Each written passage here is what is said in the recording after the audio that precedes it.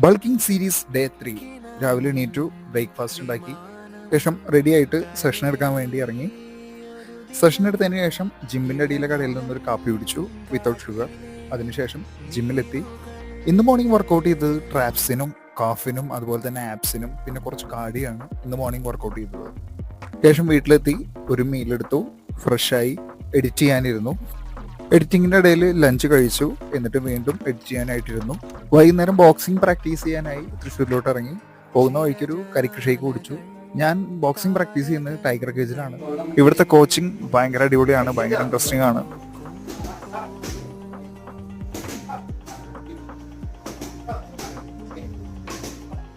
ഇതാണ് എൻ്റെ day 3 physique update എന്ന് പറയുന്നത്. ശേഷം വീട്ടിലെത്തി ഫുഡ് കഴിച്ചു. ഇന്ന് ഭയങ്കര ടയർഡായതുകൊണ്ട് എഡിറ്റ് ചെയ്യാനോ ബുക്സ് വായിക്കാനോ ഒന്നുമില്ല, നേരെ കിടന്നുറങ്ങി. Okay, good.